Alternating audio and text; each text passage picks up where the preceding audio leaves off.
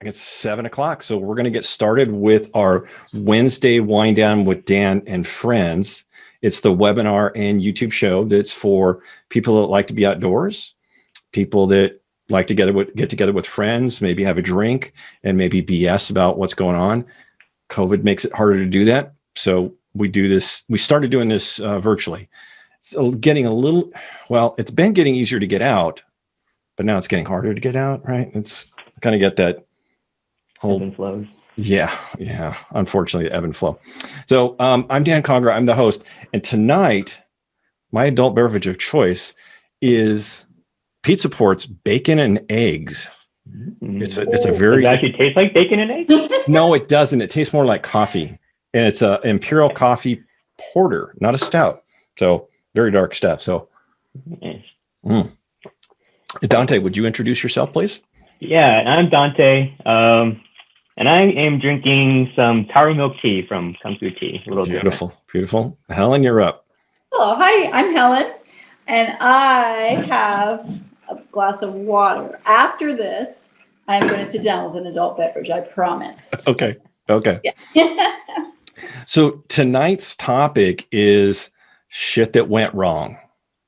And then ultimately the lessons you learned. So one of the pastimes of people that have been hiking and backpacking for more than a few years is they want to tell their horror stories, right? It's like, oh my God, there was a bear. All I had was a sharp stick and there's 3 orphans behind me and I had to fend them off. All right, so those are great stories to tell around a campfire. This is a version of that, but really what I want you to do is have a takeaway that this is what they did right and this is what they did wrong.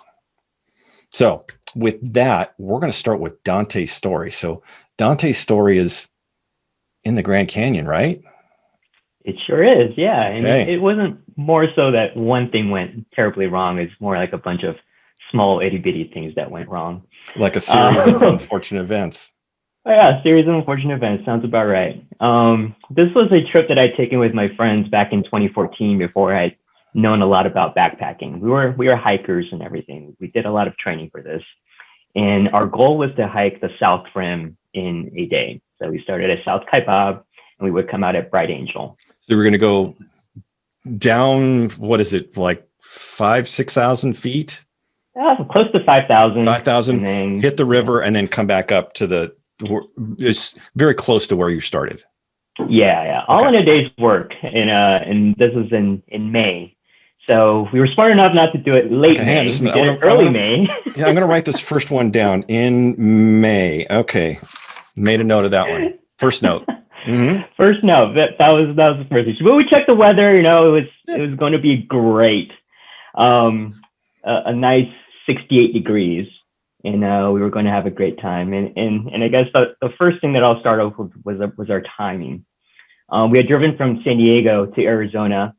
And our goal was to make it to our motel in Arizona by 11 p.m. And well, that day, for whatever reason, traffic was just terrible. And we didn't make it to our hotel until close to 2 in the morning. So a couple hours later. And what time had you planned on starting the next day? We had a 3:30 start time. That was in our itinerary. So you got in after 2. Did you pay for a hotel and sleep for an hour and then get up? Yeah, so we had already paid for the motel, and we figured that before we went to bed that night, we decided we would get a little bit more sleep and opted for a later start time. So we were somewhat rested at least for that long hike. So what time did you actually get started? I think we caught the 7 a.m. shuttle at the backcountry office, and we started hiking around 7:30. So that was 2 hours later than we had wanted to. Okay, so that's the next thing I'm going to write down is time. Okay, got that. So I got 2 things on my list. Interesting. Okay. Yeah. So that was great. The hike itself is gorgeous. I mean, the nature of the Grand Canyon is just it's beautiful. It's hard to hate that hike. True. And I guess we move on to our next unfortunate event, which was, I guess it'll be the weather. It was going to be a beautiful 68 degrees, and it was. We checked the weather, and it turned out to be a beautiful day. But what we didn't do was we didn't check the weather down at the bottom of the canyon. Yeah. There's a little difference there, right? There's a little bit difference there. Yeah. So for those What is who aren't aware, it could be about a 20-degree difference.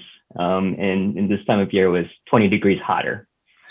Which almost seems counterintuitive, but it is. It gets significantly hotter. And then since Helen and I have hiked rim to rim with a couple other people that are watching tonight, there's the one section called the box, which gets even hotter in there. Mm. So it's not only is it 20 degrees, it's maybe 30 degrees hotter. Yeah. Okay. So temperature. Yeah.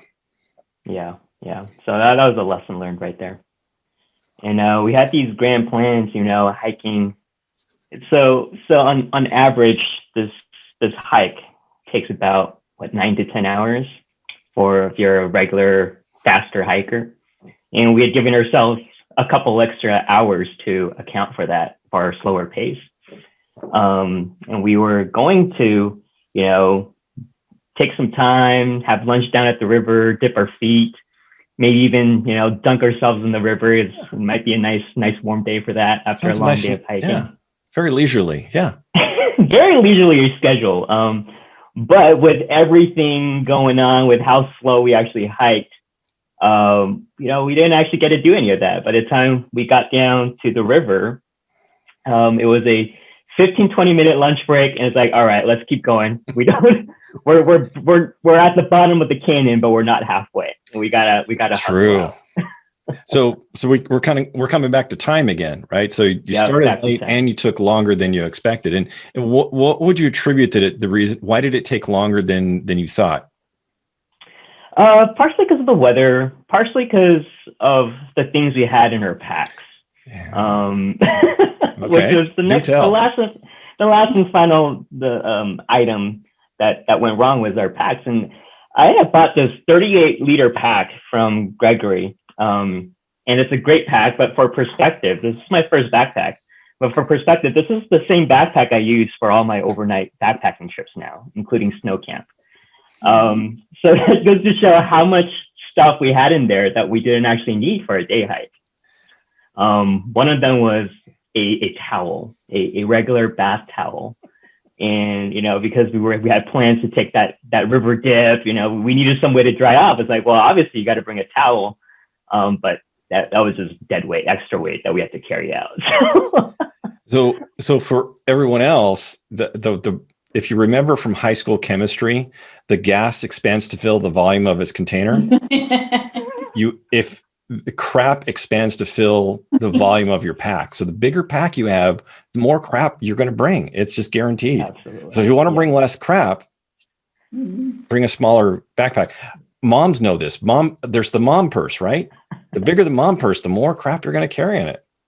The giant vortex. People are going to give you their crap if you're a mom. Ooh, that's true too. I think I've been known to do that. Would you carry my sunglasses? Okay. So I'm going to put it, I've got 3 categories. I've got the time. So it took you longer to get there, took you longer to hike. The temperature. So the weather was an issue. And then you overpacked. Those are 3 things, three strikes. Now, so I'm going to call this the crux, right? We're as close to the bad. We've kind of added up all the bad things. So the big question is, did you die? We did not die. Okay, you did not die. Did you need a helicopter ride out of the canyon? No, but we were pretty damn tired. Okay, so you got out. So that's a successful trip right there. You got out on your own power, which is always a good thing. Okay, so what happened once you got down to the river? You realized, wow, we kind of bit off more than we can chew, and we've got more crap on our pack. So what'd you do? Well, actually, let's talk about what could you do? What are your choices? I don't know. There's too many choices. Ooh, there's a lot of choices. We probably like the most extreme one would be to con someone at the campsite to let us stay at their camp and stay in their tent with them. Wow, I had not thought about that. Yeah. But we didn't have any tent. We didn't have any overnight gear. You know, we didn't have tents. We didn't have sleeping bags. We weren't prepared to stay overnight at all. So we would have to beg if we wanted to camp down there. Yeah. I suppose you could have littered and jettisoned some crap, which I'm glad very glad you didn't. But people do that sometimes, right? They'll just like, don't need this and don't need that. Like, okay, that was a possibility.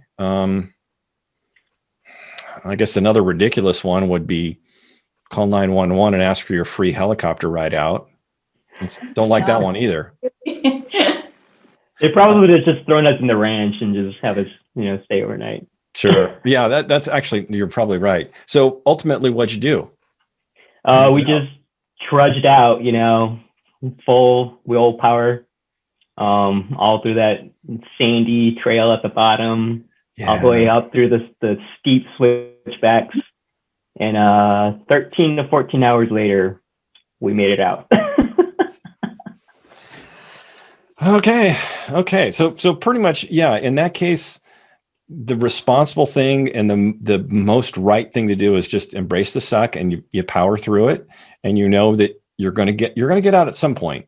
You're going to be sore. You're going to be uncomfortable. It's going to be long and it's probably going to be dark. And that happened to us on one of our actually, I think it happened on both of our rim-to-rim trips. We had this grandiose plans. We're going to get to the other side and this dinner we're going to have. We're going to have Mexican food and a beer and that's going to be great. And then you're like, just drive me to the hotel and I'm going to eat a power bar on the way there. So, okay. So ultimately, nobody was really in any real danger. Nobody got hurt. But with some better planning, you could have had a more enjoyable trip. Absolutely. Okay. Yeah. I mean, we did our training hikes. We did everything that we were supposed to do to prep us at that point.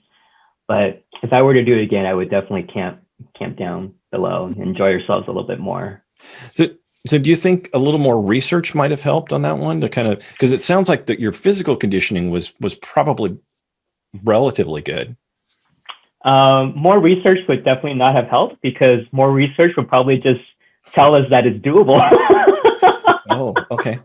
It's such a common route, I think, that we knew it was going to be a challenge, but we felt that it was a challenge that we could take on.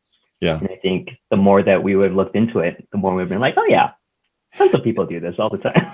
and that's a real issue for the Park Service because there's some signs. There are plenty of signs. We kept laughing at those signs. It says, do not hike down to the river and back up in one day. And it's just exhausted hiker. Right. Now we laughed at those because we were 3/4 of the way through our hike when we saw it. We're like, well, why didn't you tell us that when we started at 6 o'clock in the morning? So yeah. Because the first time that we did the rim to rim, we went north to south. And when we started, it was 30 or 30 some odd degrees. Mm-hmm. There was ice when we started, and then it was 80. Oh, easily. Maybe even warmer when we got down to the box and the ranch. And that was, that's October. So if you don't know Doug Grover, if anyone's watching, you don't know Doug Grover, he's a great resource on that. He's probably just kind of going, no. Okay, awesome. Hey, thanks very much, Dante. Okay, so Helen, we've got a story that I know about because it was actually it was an outing that you and I were on. So what was the outing and where were we going? Well, you and I, and this was quite a while ago. This was in, what did we figure, 2005. Right. So, and I hadn't done a whole lot of long distance hiking at that point. I'd done a lot of long distance running, but was really kind of getting into hiking again. And you and I were preparing for a trip to do Mount Whitney in one day. And one of our last training hikes was San Gregorio. Right. And I think what's particularly ironic about this one is there's a larger group that was supposed to be going to Whitney, and they all winnowed out for whatever reason on this last hike. So it was just you and I. Right. Okay. We did some other hikes all as a group. Right. But this last one, only you and I were the only people that went on that one. Right. Okay. So we're going to head to San Gorgonio, and this was off the Vivian Creek Trail. And I forget what the elevation change is, but it's pretty significant. It's probably, I'm going to guess 7,000 feet to 10,000. It's probably more. It's at least 3,000, if not 4,000 feet of elevation gain over 8 miles. Mm-hmm. So it's a 16-mile round trip hike. And right. with that elevation over 10,000 feet, it's easy to get altitude sickness. Right. Yeah. Okay. So we got to San Gorgonio. How'd that go? Yeah, I think it went great. I mean, in retrospect, you and I talked about it later. We could have gotten an earlier start, but remember what time we got started? I think it was about 6:30. Okay. Yeah. Maybe even 7 by the time, because Yeah. So we started up. I remember it being a beautiful hike. It was. Yeah, it is. Gorgeous. Started our way up. We were headed up, I know, a little bit toward the top, right? Like you did start to feel a little punky. Right, and right. Only got probably like a mile away from the peaks. Right. About a mile off, I bowed out, and I camped out in the shade, and you went up to hit the summit, and then you came back from the summit, right? Back down. Okay, so this is sometime after lunch, right? Yeah, well after lunch. Okay. Where I came back down, and we joined up again, and we're just heading down. And here we go, and I am just walking on the trail, and the next thing I know, I'm not walking anymore. I have fallen down. I had just twisted my ankle and fallen, and I remember the feeling like, wow, that really hurt. And the other thing I remember is it wasn't at a technical point in the trail. There were a lot of technical points in the trail, so I chalked that down to just being tired and almost moving too fast, because I am not I don't take risks when I hike. I mean, if there's technical bits to get over, I go through them very carefully and slowly. And and it turns out that it was a bad twist. I mean, it really hurt. So we hobbled a little ways further, and I took my boot off, and then I saw. So we're gonna pause there, and we're gonna summarize. So we have hiked, we're going to say 10 miles. Right. We've got 6 miles to go. We've got some steep terrain, some major elevation, and San Gorgonio Trail has big, giant steps as you get down to the bottom. There are 12 to 24-inch stone steps. You have to go down and down and down. And that's how they kind of make up some of the elevation. It's roughly 2:00 in the afternoon. And inside story, Helen did not just twist her ankle. Yeah, it ended up being a major sprain. Okay. So we've got this issue where we're 6 miles away from the truck, from essentially a ranger station or any communication. We don't have cell coverage, and Helen has sprained her ankle. We're not going to talk about what we did do, but let's talk about some things that a person could do. So what's something you could do, or a person could do? Yeah. We could have asked for aid. I mean, there were some people on the trail. We could have asked for some help. Right. So I think that was kind of comforting, is there were other people around. So we didn't necessarily feel that we were alone. So we could have reached out to other people. We didn't, but that's a good point. Yeah. What else? Any ideas, Dante? You could have called for a helicopter. That's right. Right. We could have figured out how to get communication and get a helicopter ride out. Right. And what's funny is I remember and we didn't do that, but I remember after the fact, kind of working on that, like, should we have called for that? Right. And it's one of those things that it's hard to know when you should, but I have a feeling that there's sometimes when it's like, well, of course that's the only thing we're going to do. But there's that gray area. It's like, should I or not? And I think I've got an answer to that in just a moment. So let's see. Oh, I know one we could have done. We could have spent the night. If we couldn't have made it out in that day, we could have spent the night and finished up the next day. Mhm. Right. So unlike me, you had camping stuff. We did. We had, well, we didn't have camping gear, but we could have spent the night out. But Yeah. we could Yeah. Yeah. Okay. So what did we end up doing, Helen? We ended up walking out. Okay. Luckily, I was so new that I hadn't hiked much with hiking poles. I didn't have hiking poles, but luckily, because I was kind of thinking that I wanted to try something out. I had some bamboo poles from our yard that I used as hiking poles, and I had some duct tape that I had put on the ends of them, and that was great because we taped up my ankle as best we could, and we just gutted it out. Yeah. So we also gave you the maximum dose of ibuprofen. Mm-hmm. I think one of us say it's like around 800 milligrams. So it's like four tablets or 6 tablets. I forget. It's pretty big dose. So dosed you up with some the best we could do for pain meds, and then ultimately, kind of like Dante, just sucked it up. Yeah, kind of use that as a crutch and just go really slowly. I mean, it's pretty slow, but and we got out. It took forever, and those big steps, those had to have been brutal. I mean, they looked brutal to me, and I was able-bodied that day, so I got to imagine that was really tough. Yeah. So answer to the question of should you call a helicopter or not, I think my answer is if you can ever get yourself out on your own, do that. Do that until if you are going to get yourself into worse danger, that's different. But if you think you can make it out and it's going to be slow and it's going to be late, do it. And the fact that we did that was actually worked out really well because do you remember what time we got back to the truck?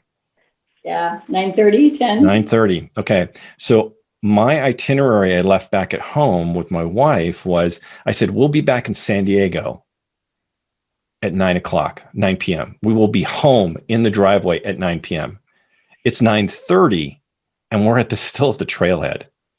And my tradition has been as soon as I hit the car or the truck and I get cell coverage, I'll call in to say, hey, or send a text. Hey, I'm out. I'll see you in an hour or whatever it is. Well, it's an hour and a half drive, 2-hour drive back from there. So we did not get back. So we got in the truck and then no cell coverage. Right. And then drove down the road. Finally found a payphone. Amazing. We found a payphone. It's like, what? Now is that payphone still there? I'm kind of doubting it. Probably not. Yeah. I don't know. Well, I don't know if they even had cell coverage there. I might have, if somebody knows, but tell us in the chat and we'll find out. So let's talk about what we did right on that trip, because I think there's a couple of things that are really good that we did right. Well, I had duct tape, great old duct tape. Mm-hmm. I had used as a hiking pole. Like, I just remember thinking if I didn't have those poles, I mean, that would have been right. Yeah. Okay. So we had some duct tape and had some poles. What else did we do right? We had ibuprofen. Yeah.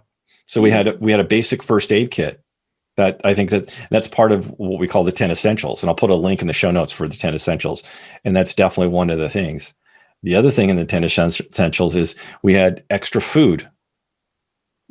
We had extra shelter. It was just trash bags, but we had extra clothing and we had lights. Mm-hmm. And so we had all of those things that we knew we could have hiked until 2:00 in the morning. It would have been excruciating, but you could have hiked till 2:00 in the morning. We could have spent the night out there. It would have been cold and uncomfortable, wouldn't have gotten a whole lot of damn sleep, but we could have done that. Okay. The other thing that I really liked that worked, that we did right, was we left an itinerary back home. So he said, this is where we're going. Here's who to contact. And this is when I'll be back. And when I wasn't back at 9:00, my wife called San Bernardino Search and Rescue, which is San Bernardino Sheriff. And the timing on this is great. They said, call us back. So she called them at like roughly 9:00. Call us back at 10:00, and then we'll go out and we'll do a search for him. when we hit that payphone, it was 9:45. So the sad thing is, so you found out later on, your ankle or your foot hurt. You went to the doctor, and what'd you find out? Yeah, it was totally wrecked. I mean, it was sprained. It was a sprain. So Yeah, significant. Right. So you didn't get to go to Mount Whitney. Did not. Yeah. Still haven't gotten all the way to the top. Went back once with another group, and we made it up partway, but the snow, it was just too technical. It was too icy. Which is interesting. That year we didn't make it to the top either because it was late and it was still pretty icy. So, so having, I think this another thing that I guess I wanted to drive on this one is having an itinerary, and then having somebody that acts on that itinerary is really good. Because when I didn't show up when I was supposed to, my wife called your husband and said, "Are they home yet? Did I not hear from them?" No. That's when they started looking into it, right? And I think that can be a challenge, especially for single people. It's like, who are you going to leave your itinerary with, and then will they do something? Dante, what do you do for itineraries? How do you do that, or do you do that? Yeah, put you on the spot I started here. doing that, especially after I've learned a little bit more about backpacking. I'm a techie, so I usually like to map out my stuff on Google Maps, and I'll send the link out to people. It's like, this is where I'm parking my car. This is where my anticipated campsite is. This is our anticipated route. And I'll send, and in that Google Maps, I'll include, a couple contacts, the people that are on that trip, not necessarily everybody, at least a couple. And just, anticipated return times. That's good. That's good. Yeah, I do this. I go every year. I go on at least 1 week-long backpacking trip, and I spend a lot more time on that one. I share out spouses' information, right? It's like, because it's not like I'll give my wife's information so the other spouse can have that, and they can trade. And so gonna get that round robin stuff going. So if worst case scenario, because I had a desert trip where I think it was New Year's last year. I don't know who was on it, but I remember it was with Michelle, and something went sideways. Oh, Michelle got hurt. That's what it was. Jill's. I can hear my wife laughing in the other room, and somebody else got hurt, and we left really late, and we just made one call out. And it's like, as soon as we hit cell coverage, everyone stopped and made their calls. So. Like a phone tree. That's a good idea. Yeah. Well, now technology is there too. I mean, I know obviously there's coverage issues, but you can share locations now. I mean, at least to know like if somebody's late and on their way back. I mean, there's so much better tech now for that kind of thing. That's absolutely right. Yeah. But I think that what is critical though is that whoever you're sharing the information with, they need to be active if something happens, right? Because what you don't want to do is like, it's Tuesday morning. Why did Dante not show up Monday? And then Wednesday comes around and it's like 72 hours and Dante's got his dull pocket knife or something. I can't. Every time I try and read that story, I'm like, I can't do it. I'm referring to the rock climber that got his arm stuck. Oh, right, Aaron Ross. Yeah.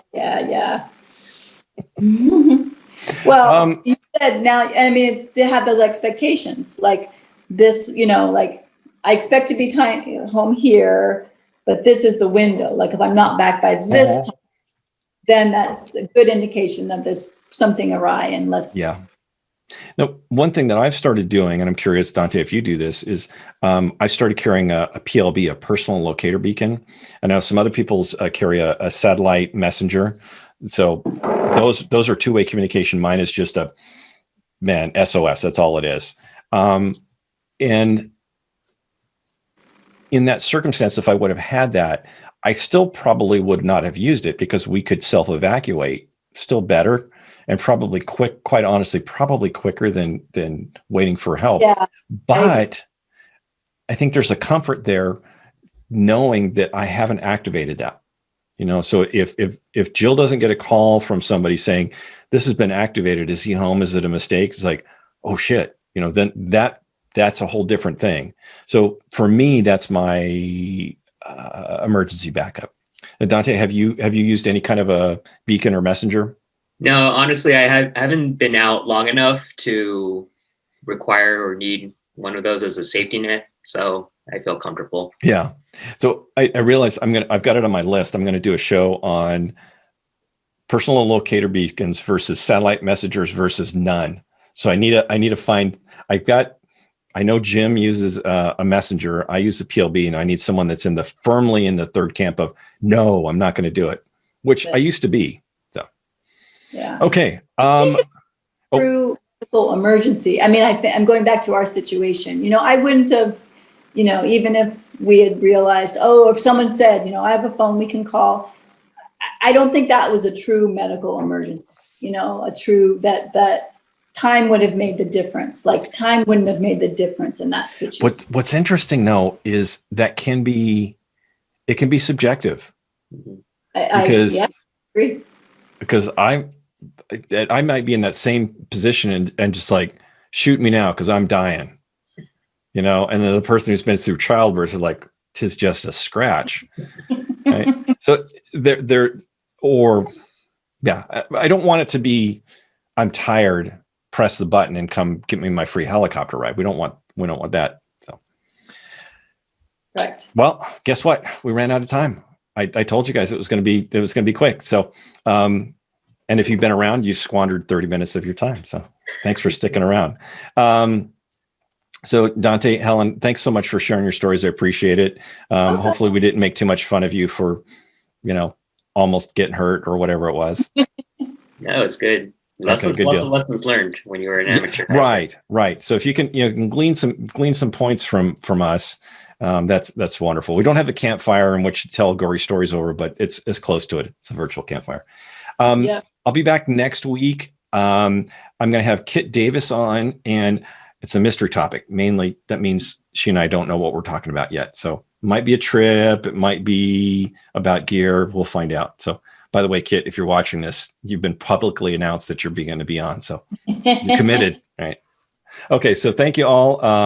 If this is your first time you've seen this, look on YouTube. You'll see the other shows, and it's under Wednesday Wind Down with Dan. Thanks all. Good to see y'all. Bye. Bye now.